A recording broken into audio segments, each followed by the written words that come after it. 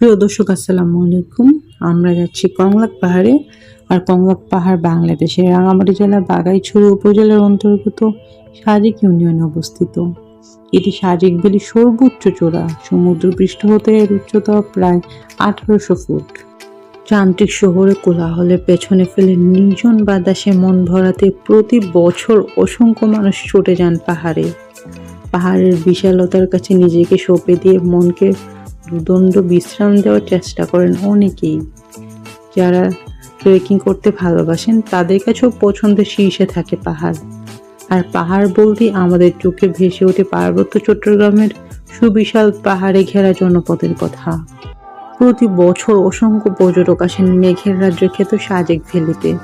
পাহাড়ের বুকে গড়ে ওঠা এই স্বপ্ন নগরী যেন কল্পনার রাজ্যের কোনো গুছানো এক ছোট্ট শহর। এই সাজেক ভ্যালিতে রয়েছে সাজেকের সর্বোচ্চ পাহাড়চূড়া কংলাক পাহাড়। সাজেকে বেড়াতে আসা পর্যটকরা সাজেকের সর্বোচ্চ এই পাহাড়ে আরোহণের লোভ কমই সংবরণ করতে পারে।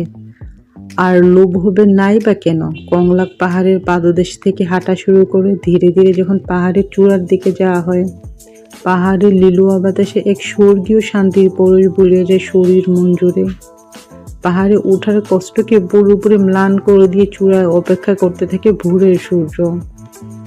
কংলাক পাহাড়ের চূড়ায় দাঁড়িয়ে ভোরের সূর্যোদয় আর বিকেলের সূর্যোদয় দুটোরই উপভোগের সুযোগ পাওয়া যায়।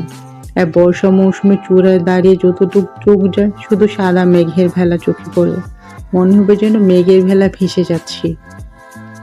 কংলাক পাহাড়ের উপরে কংলাক পাড়া অবস্থিত। সাজেক ভ্যালি মূলত কংলাক পাড়া আর রইলস পাড়ার সমন্বয়ে গঠিত। কংলাক পাহাড়ের চূড়ায় ছোট্ট গ্রামটিকে লুসাই ও ত্রিপুরা জনগোষ্ঠীর লোকজনের বসবাস। এখানকার বেশিরভাগ গরিব চুন চাষের উপরই নির্ভরশীল।